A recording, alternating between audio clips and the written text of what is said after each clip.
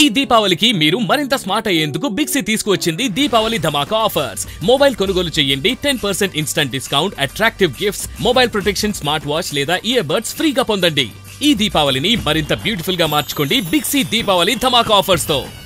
ఎగ్జాక్ట్గా మనం ఏదైతే ఇక్కడ ఉన్నామో ఇది జాతీయ రహదారి. ఈ కన్యాకుమారి నుండి కాశీకి వెళ్ళే జాతీయ రహదారి. ఈ మార్గం గుండానే శివశంకర్ మొన్న జరిగిన ఈ ఘటన ఏదైతే ఉందో, అర్ధరాత్రి జరిగిన ఘటనలో ఈ విధంగా మనం వెళ్ళే బైక్ మీద వెళ్తున్న సిచ్యువేషన్ ఏదైతే ఉందో, సేమ్ ఇలానే శివశంకర్ మొదటగా పెట్రోల్ బంక్కు చేరుకున్నారు. మనం వెళ్ళే ఈ మార్గం గుండానే ఈ పెట్రోల్ బంకులోనే దాదాపు 3 నిమిషాల పాటు శివశంకర్ ఈ పెట్రోల్ బంకు వచ్చి మొదట అరుపులు కేకలు వేసి మనం చూసే విజువల్ ఏదైతే ఉందో ఈ ప్రాంతానికి చేరుకున్నారు.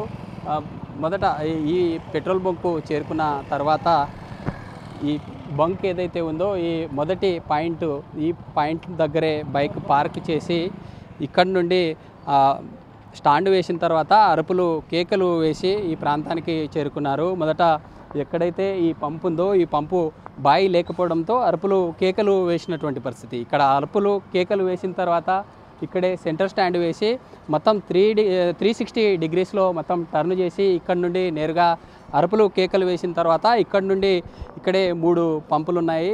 ఈ 3 పంపులు ఉన్న ప్రాంతానికి శివశంకర్ చేరుకున్నాడు. శివశంకర్తో పాటు తన మిత్రుడు ఎవరైతే ఎర్రిస్వామి ఉన్నారో ఎర్రిస్వామి కూడా ఈ పాయింట్ దగ్గరికి దాదాపు 2:23 నిమిషాలకి ఈ ప్రాంతానికి చేరుకున్నారు. ఎగ్జాక్ట్గా 2:23 టైంకు ఈ ప్రాంతానికి చేరుకొని 2:26 వరకు అంటే 3 నిమిషాల పాటు ఈ పెట్రోల్ బంకు దగ్గరే ఈ ప్రాంతంలోనే పెట్రోల్ పోయించుకొని ఇద్దరు బైకు ఎక్కి వెళ్ళినటువంటి సిచ్యువేషన్ అయితే మనం చూస్తూ ఉన్నాం. అయితే ఇక్కడ నుండే ఈ ప్రాంతం నుండే ఈ విధంగా శివశంకర్తో పాటు ఎర్రిస్వామి ఇద్దరు వెళ్ళారు. అయితే 2:26 ఆ టయానికి ఇక్కడ నుండి ఎగ్జాక్ట్గా శివశంకరు ఎర్రిస్వామి ఇద్దరు వెళ్ళారు. 2:39 ఆ టైంలో మనం చూసే ఈ పక్కన ఉన్న నేషనల్ హైవే ఏదైతే ఉందో ఈ నేషనల్ హైవే ప్రాంతంలోనే కావేరీ ట్రావెల్స్ బస్ మనం చూస్తూ ఉన్నాం. ఆ రోడ్డు ఏదైతే ఉందో ఇక్కడ వెళ్ళిన శివశంకరు కావచ్చు, ఇటు ఎర్రిస్వామి ఇద్దరు క్రాస్ అయ్యి వెళ్ళిన తర్వాత ఈ మార్గం గుండానే మనం చూసే ఎగ్జాక్ట్ లొకేషన్లో 2:39కి కావేరీ ట్రావెల్స్ బస్సు వెళ్ళింది. అయితే వెళ్ళిన ఈ శివశంకర్ కావచ్చు లేదా ఎర్రిస్వామి ఇద్దరు వెళ్ళిన సమయానికి దాదాపు 13 నిమిషాల సమయం మాత్రమే ఉంది. అసలు ఆ రోజు రాత్రి శివశంకర్ కావచ్చు లేదా వారి ఫ్రెండ్ ఎర్రిస్వామి ఎలా వచ్చారు ఏంటి అనేది ఇక్కడ స్థానికంగా ఉన్న పెట్రోల్ బంకు వారిని మాట్లాడే ప్రయత్నం చేద్దాం. చెప్పండి, ఆ రోజు రాత్రి ఎన్ని గంటలకు ఎర్రిస్వామి కావచ్చు లేదా శివశంకర్ ఎన్ని గంటలకు వచ్చారు, ఏం జరిగింది ఆ రోజు రాత్రి? అసలు యాక్చువల్ అయితే ఆ రోజు 2:22కి వచ్చారు బంకుకి. వచ్చి పెట్రోల్ కోసమని అన్న పెట్రోల్ అని అడిగినారు, భయ్యా అని పిలిచినారు. వాళ్ళు డ్రింక్ చేసినారు ఆల్రెడీ. ఇక్కడ వచ్చేసి పంబాయి ఇక్కడ డ్యూటీ చేస్తున్నారు పంబాయి. డ్యూటీ చేసే టైంలో అన్న ఇక్కడికి రా అంటే అక్కడ నుంచి ఇక్కడికి స్టంట్ కొట్టుకుంటూ అంటే ఫస్ట్ ఇద్దరు బైక్ పై నుంచి దిగి ఇక్కడికి వచ్చారు. అన్న ఇక్కడికి రావాలా ఎట్లా అని ఇన్ఫర్మేషన్ అడిగారంట మా పంబాయిని. అడిగినప్పుడు అన్న ఇక్కడికి తీసుకురాను అన్న, పెట్రోల్ అక్కడ రీడింగ్ క్లోజ్ చేస్తాము 10కి, ఇక్కడనే వేస్తాం అన్న పెట్రోల్ అని చెప్పినాడు. యాక్చువల్ అయితే మా వాళ్ళు అన్న ఇక్కడ రా అని పిలుస్తారు. వాళ్ళు డ్రింక్ చేసినందుకు మా పంబాయి కొద్దిగా భయపడినట్టు అయ్యి కొద్దిగా జాగ్రత్తతోని అన్న ఇక్కడ రాండి అని చెప్పినారు. ఒక అతను ఇక్కడనే నిలవన్నాడు. వాళ్ళ ఇద్దరిలో శివశంకర్ అనే అతను బైక్ డ్రైవ్ పైన చేస్తున్నాడని అనుకుంటున్నాను. అతను అక్కడ నుంచి వెళ్ళిపోయి బైక్ స్పీడ్గా వచ్చేసినాడు. బైక్ తీసుకొని స్పీడ్గా వచ్చేసినారు. స్పీడ్గా వచ్చేసి ఇక్కడ స్టంట్ కొట్టుకుంటూ కింద పడతాడేమో అని మా పంబాయి చూసినాడంట. అన్న జాగ్రత్త. ఎందుకు శివశంకర్ రాగానే ఉండే ఫస్ట్ పాయింట్ ఏదైతే ఉందో అక్కడే వచ్చి బండి స్టాండ్ వేసిన తర్వాత ఎందుకు అంత పెద్ద అరుపులు శబ్దాలు చేశారు? అంటే ఎంతమంది డ్యూటీలో ఉన్నారు ఆ రోజు రాత్రి? ఆ రోజు యాక్చువల్ అయితే ఆ రోజు అని కాదు, డైలీ ఒకరే డ్యూటీలో ఉంటారు. నైట్ 10 వరకు 4 మెంబర్స్ డ్యూటీలో ఉంటారు. 10 తర్వాత 10 to 2 వరకు ఒక అతను ఉంటాడు. 2 to 6 ఒక అతను ఉంటాడు డ్యూటీలో. 2 to 6 ఉండే డ్యూటీలో ఇక్కడ లారీ కొడుతున్నాడు. ఆ లారీ గ్యాప్లో వాళ్ళకి కనిపించలేదని అనుకున్నాము. లారీ పక్కలో స్ట్రైట్గా వచ్చేసి అక్కడ నిలవన్నారు. లోపల నుంచి వస్తారేమో అన్నట్టు ఆయన క్యాకులేషన్ అని ఇక్కడ ఉన్నాను, ఇక్కడ రాండి అని పిలిచినారు. ఎంత సమయం మనకి 3 నిమిషాలు మాత్రమే సీసీ కెమెరాలో రికార్డ్ అయింది. ఇంకా దానికంటే ముందే వచ్చి ఇక్కడే ఈ ప్రాంతంలోనే ఏదన్నా ఉన్నారా వాళ్ళు? అంటే అదే టయానికి 2:23 ఆ సమయానికి వచ్చారు. ఇక్కడికి రావడం అయితే 2:22కి వచ్చారు. 2:22 నుంచి 2:46 వరకు బంక్లోనే ఉన్నారు. 2:22 నుంచి 2:24 వరకు టైం ఏమేమి స్పెండ్ 2:22 నుండి 2:26 వరకే ఉన్నారు. 2:39కి బస్సు ఇదే హైవేలో క్రాస్ అయ్యి వెళ్ళింది. ఆ బస్సు క్రాస్ అయ్యి వెళ్ళిపోయింది. యాక్చువల్ అయితే ఆ బస్సు సీసీ ఫుటేజ్ కానీ నేను చూడడం కారణం ఎందుకంటే నిన్న మార్నింగ్ అక్కడ ఇన్సిడెంట్ చూసి వచ్చిన తర్వాత అన్న ఇట్లా బస్సు యాక్సిడెంట్ అయిందంట కదా అని మా పంబాయిస్ అడిగితే అవును యాక్సిడెంట్ అయింది అని ఫొటోస్ అవన్నీ చూపించాను.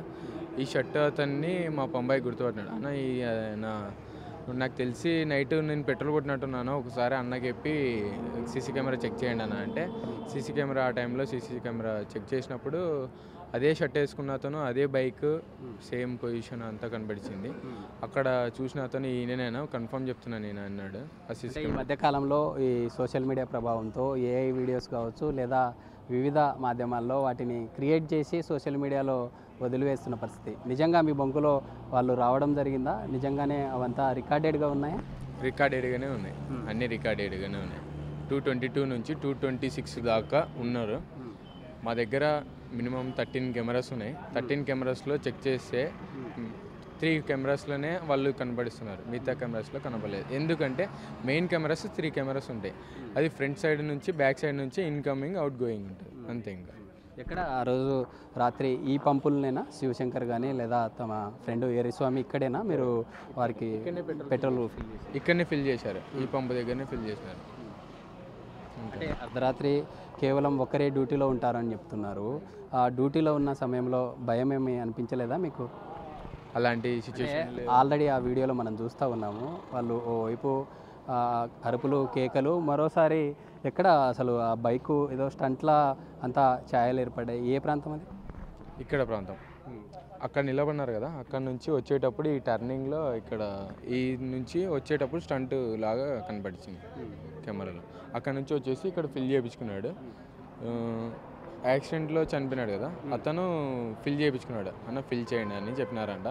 అమౌంట్ ఇవ్వడం అయితే వాళ్ళ ఫ్రెండ్ ఇచ్చాడు. ఎంత పెట్రోల్ వాళ్ళు ఫిల్ చేయించుకున్నారు? ఏం మాట్లాడారు అసలు? ఏదైనా మాట్లాడారా? అంటే ఏదైనా ఎక్కడికి వెళ్తున్నారు సాధారణంగా జనరల్గా మాట్లాడుతూ ఉంటారు కదా, అలా ఏదైనా మాట్లాడారా? అవన్నీ ఏం అడగలేదు. మా వాళ్ళు అడిగారు, ప్లస్ వాళ్ళు కానీ చెప్పలేదు. ఎంత వేయాలని అడుగుతారు అంతే. మా వాళ్ళు అడిగిన తర్వాత వాళ్ళు వేయించుకుంటారు. వాళ్ళ అమౌంట్ అయితే అమౌంట్ ఫోన్పే అంటే ఎంత వేయించుకున్నారని క్లారిటీ చెప్తుంటే కానీ క్యాష్ ఇచ్చినారు ఆ టైంలో. వాళ్ళు సీసీ ఫుటేజ్లో కానీ క్యాష్ ఇచ్చినట్టు కనబడిస్తుంది. అంటే పెట్రోల్ ఫిల్ చేసుకున్న తర్వాత ఇద్దరు వెళ్ళారా బైక్లో? ఇద్దరు వెళ్ళినారు, ఇద్దరు పోయారు. ఈరోజు తాజాగా పోలీసులు వచ్చి ఇక్కడ జరిగిన ఈ ఘటనకు సంబంధించి ఏదైనా సీసీ ఎవిడెన్స్ కానీ మీతో మాట్లాడడం ఏదైనా చేసిందా? యాక్చువల్ అయితే సీసీ ఫుటేజ్ కోసము నైట్ నుంచి డిపార్ట్మెంట్ వాళ్ళు వస్తున్నారంట. మా మేనేజర్ 6కి వస్తాడని చెప్తే నేను 5:30కి వచ్చేసాను ఇక్కడికి. డైలీ మార్నింగ్ నా చిన్న టేకరు ఇక్కడ. అక్కడ నుంచి 5:30కి వచ్చేసిన తర్వాత వచ్చి రీడింగ్స్ మొత్తం తీసుకొని పిక్స్ లోపలికి వెళ్ళి క్యాలిక్యులేషన్ చేసుకుంటాం. ఇక్కడ నుండి ఈ పెట్రోల్ బంక్ నుండి ఆ ప్రమాదం జరిగిన ప్రాంతానికి ఎన్ని కిలోమీటర్లు ఉంటుంది? మధ్యలో ఏదైనా సీసీ కెమెరా ఎవిడెన్స్ ఏదైనా ఉన్నాయా?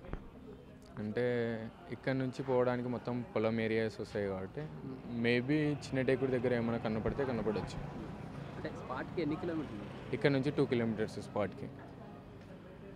అంటే బస్సు ప్రమాదం జరిగిన ప్రాంతానికి కనీసం ఒక 10 నుండి 12 కిలోమీటర్లు ఉండదు, అంతటి ఉండదు. అక్కడ మా సార్ వాళ్ళది పొలం ఉంది కదా, అక్కడికి 2 కిలోమీటర్స్ వస్తుంది అంతే మించి ఎక్కువ రాదు. ఇది మనం పెట్రోల్ బంకులో ఆ రోజు జరిగిన తర్వాత ఇక్కడే ఉన్న ఎంప్లాయీస్ చెప్తూ ఉన్నారు. మనం చూసే ఈ విజువల్ ఏదైతే ఉందో ఇదంతా కూడా జాతీయ రహదారి నేషనల్ 44 ఇటు కాశీ నుండి కన్యాకుమారికి వెళ్ళే మార్గం. ఈ మార్గం గుండానే ఒకసారిగా శివశంకర్ కావచ్చు లేదా తమ ఫ్రెండ్ ఎర్రిస్వామి ఈ మార్గం గుండానే నేరుగా ఈ పెట్రోల్ బంకు చేరుకున్నారు. ఈ ప్రాంతానికి చేరుకొని చివరన ఉన్న ఏదైతే ఫిల్లింగ్ స్టేషన్ ఉందో ఆ చివరికి వెళ్ళారు. చివరికి వెళ్ళిన తర్వాత ఇక్కడ ఉండే ఈ ఫిల్లింగ్ స్టేషన్లో ఎవరు కనిపించకపోవడంతో కావచ్చు, లేదా వారు అప్పటికే కొంత మద్యం తాగి ఉన్నట్లుగా కూడా అనేక రకాల అనుమానాలు రేకెత్తిస్తున్నాయి. ఎందుకంటే చివరకు ఉండే ఆ ఫిల్లింగ్ పంపు దగ్గరికి వెళ్ళారు. పంపు దగ్గరికి వెళ్ళిన తర్వాత అక్కడే స్టాండ్ వేసిన తర్వాత యొక్క ఏదైతే బైక్ ఉందో బైకును మొత్తం 360 డిగ్రీ యాంగిల్లో మొత్తం రౌండ్గా తిప్పిన తర్వాత అక్కడి నుండి బైక్లో మరోసారి డ్రైవ్ చేస్తూ ఈ మార్గం గుండానే ఇలా ముందుకెళ్ళినటువంటి పరిస్థితి. ఇలా ముందుకెళ్ళే సమయంలోనే ఈ ప్రాంతంలో ఏదైతే మనకు సోషల్ మీడియాలో వైరల్గా మారిన స్టంట్స్ ఏవైతే ఉన్నాయో ఈ ప్రాంతంలోనే బైక్ను స్పీడ్గా డ్రైవ్ చేసుకొని వచ్చి ఈ ప్రాంతంలోనే యొక్క బ్రేకులు వేయడంతోనే కొంత బైకు స్కిడ్ అయినటువంటి ప్రాంతం. ఈ ప్రాంతానికి వచ్చిన తర్వాత నేరుగా మరోసారి యొక్క ఫిల్లింగ్ స్టేషన్కి వెళ్ళి అక్కడే కొంత వారికి కావాల్సిన పెట్రోల్ని అక్కడ వేయించుకొని ఇక్కడ నుండి మరోసారి నేరుగా ఈ మార్గం గుండానే వారు ఏదైతే ఈ ప్రమాదం చోటు చేసుకుందో ఈ ప్రమాదం చోటు చేసుకున్న బస్సు ప్రమాదం ఉందో ఆ ప్రాంతానికి వెళ్ళిన పరిస్థితి. ఈ పెట్రోల్ ఫిల్లింగ్ స్టేషన్లోనే ఇక్కడే కొంత వారికి కావలసిన పెట్రోల్ను ఈ మార్గం గుండా ఫిల్ చేసుకొని వెళ్ళినటువంటి పరిస్థితి అయితే మనం చూస్తున్నాం. ఈ ప్రాంతం నుండి ఈ విధంగా నేరుగా మరోసారి ఎలా అయితే ఇటు శివశంకర్తో పాటు ఎర్రిస్వామి ఇద్దరు పెట్రోల్ బంకు వచ్చారో ఈ మార్గం గుండానే నేరుగా వెళ్ళిన పరిస్థితి. ఇటు శివశంకర్ కావచ్చు లేదా ఎర్రిస్వామి ఇద్దరు 2:23 నుండి 2:26 వరకు ఈ 3 మినిట్స్ కీలకంగా పోలీసుల దర్యాప్తులో సోషల్ మీడియాలో వీడియో వచ్చిన తర్వాత అనేక రకాల క్లూస్ని పోలీసులు దర్యాప్తులు చేపట్టినటువంటి సమయంలో మరో వీడియో ఇప్పుడు సోషల్ మీడియాలో వైరల్గా మారింది. ఎందుకంటే ఇటు ఎర్రిస్వామి శివశంకర్ ఇద్దరు ప్రయాణిస్తూ వెళ్ళే ఈ మార్గం గుండానే 13 నిమిషాల తర్వాత ఈ ప్రాంతంలో మనమున్న ఈ ప్రాంతంలోనే ఇదంతా కూడా ఎగ్జిట్ ఎంట్రెన్సు ఏదైతే ఇన్నింగ్ ఉందో ఆ యొక్క ఎంట్రెన్స్ భాగం ఉందో ఎంట్రెన్స్ భాగంలో ఎగ్జాక్ట్ మనం ఆ ఆటో విజువల్ చూస్తూ ఉన్నాము. ఆటో తర్వాత ఐచర్ వెహికల్ ఏదైతే వస్తుందో ఆ ఐచర్ వెహికల్ని కూడా ఈ petrol bunk capturing CC camera ద్వారా క్యాప్చర్ చేసే ఛాన్స్ ఉంది.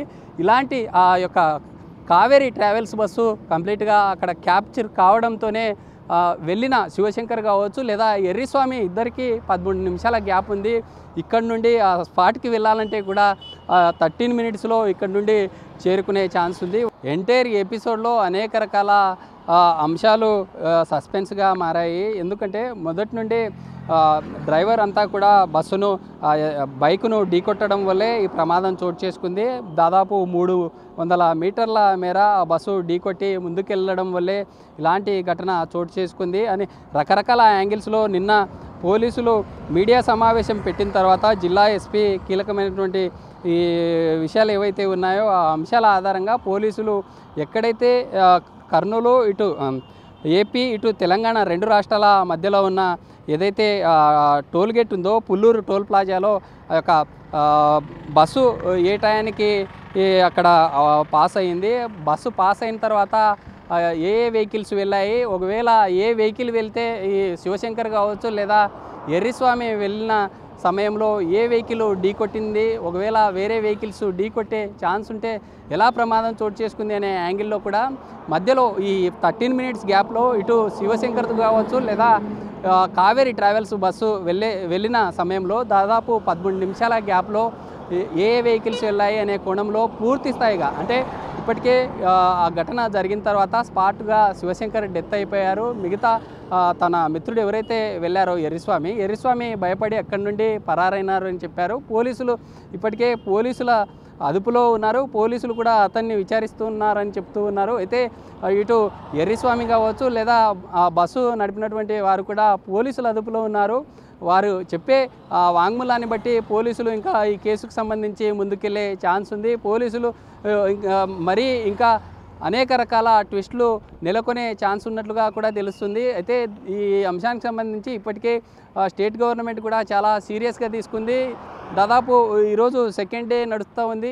ఇప్పటికే 19 మంది మృతి చెందిన తర్వాత 6 రాష్ట్రాల సంబంధించిన బాధితులు ఉన్నారు. ఆ బాధితుల వారందరూ కూడా నిన్న జీజీహెచ్ చేరుకోవడం జరిగింది. వారికి మండే వరకు కూడా తమ మృతదేహాలను అప్పచెప్పే అవకాశం లేదు. ఎందుకంటే వారి యొక్క DNA సంబంధించినటువంటి నమూనాలకు కావాల్సిన వాటన్నింటినీ విజయవాడ ఫోరెన్సిక్ ల్యాబ్కు పంపించడం జరిగింది. వారు ఫోరెన్సిక్ ల్యాబ్కు పంపించారు. ఇటు ఎవరైతే బాధిత బ్లడ్ రిలేషన్స్ ఉన్నారో వారి యొక్క రక్త నమూనాలు అంతా మ్యాచ్ అయిన తర్వాతనే వారికి అంతా D1 D2 అలా D19 వరకు కూడా ఒక కోడ్ను కేటాయించడం జరిగింది. అవంతా కూడా 2 మ్యాచ్ అయిన తర్వాత మాత్రమే ఈ యొక్క డెడ్ బాడీస్ ఇచ్చే ఛాన్స్ ఉందన్నట్లు కూడా అధికారులు చెప్తూ వారికి ఎవరైతే ఈ 6 రాష్ట్రాల బాధితులు ఉన్నారో వారందరికీ కూడా స్టేట్ గెస్ట్ హౌస్ ఇక్కడే గెస్ట్ హౌస్లో అన్ని రకాల ఏర్పాట్లు కూడా చేశారు. వారందరూ ఇక్కడే ఉన్నటువంటి పరిస్థితి. అయితే ఈరోజు రెండో రోజు బాధితుల బంధువులు ఎవరైతే ఉన్నారో